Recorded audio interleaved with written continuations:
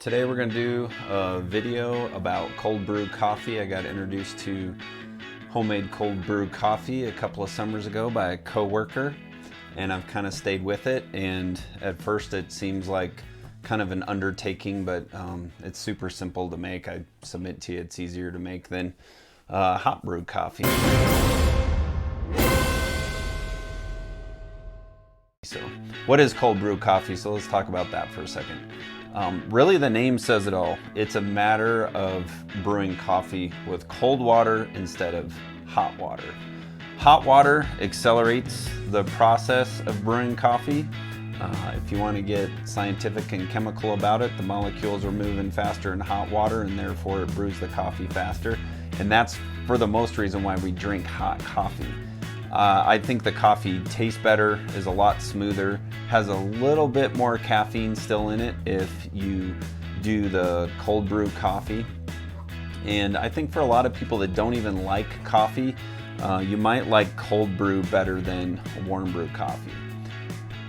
Cold brew coffee and iced coffee are not the same thing. Generally, if you hear iced coffee, it is hot coffee that is cooled down with ice or some other cooling mechanism, or it's been left cold. So drinking a cold cup of hot brewed coffee and drinking cold brew coffee is not the same thing at all. You don't really need a lot, pretty much everything if you're already a coffee drinker that you already have. Start with some good beans. Any type of coffee that you drink, the quality of the bean is gonna have great deal to do with the taste and the flavor and the aroma and everything else that you like from coffee. Don't overthink it. You don't have to spend a lot of money. Sam's Club, Costco, some of these places that you can buy beans from have some good Arabica beans. We're not going to get all snobby about the beans. We do buy whole beans and then grind them. About once a week we grind them and then put them in another jar so they're kind of ready to go. Other thing that you're going to need is mason jar and a French press. Again, don't overthink the French press, or if you want to call it a freedom press. The freedom press is just a device to squeeze the beans and to get the coffee goodness out of everything.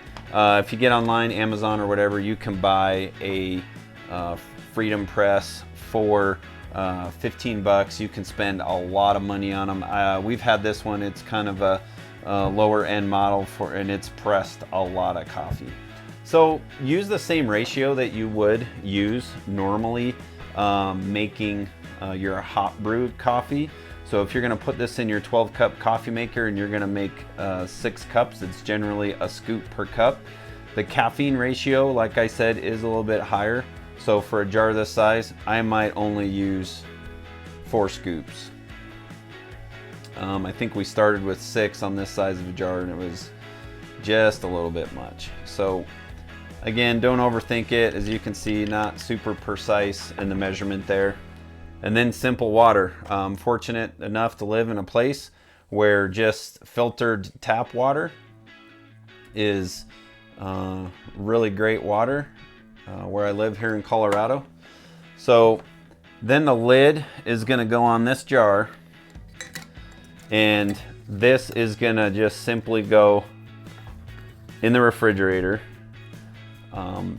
anywhere from 4 to 6 whatever hours. I generally will put it in there. I kind of use a 2-jar system, so this is one that was probably put in there yesterday. This one just goes in the fridge in the door. And so if you want to just do it overnight or however long, now that's the benefit of hot brew coffee, is you can have hot brew coffee right away. Simply pour it into the French press and you can put all the grounds and everything in there. This is where the press really earns its money. And you got some dregs left in the jar, just rinse that out in the sink. I pour it down the sink. I don't know. I'm probably a plumber who's watching this would tell you not to do that, but I put it in the garbage disposal. Press it out, and there you go. You're ready to drink it. It's really that simple. So in my refrigerator, at any given time, you're gonna see a jar that started a jar that was still going, and a press with some coffee in it.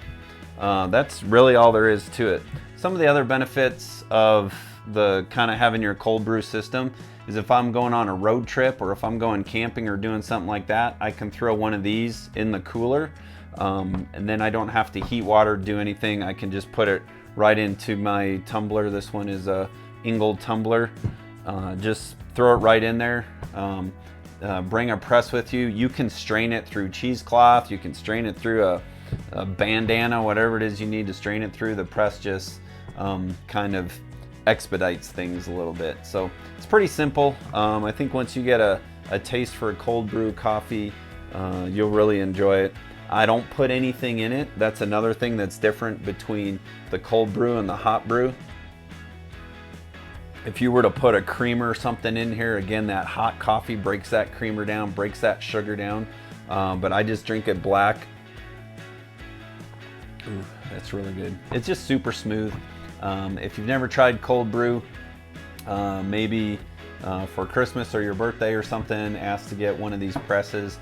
You can certainly do it without it. It's just a convenience factor, really. So if you've ever been wondering how you can enjoy cold brew coffee at home and not pay your local coffee shop $5 a cup for it, super easy and super enjoyable.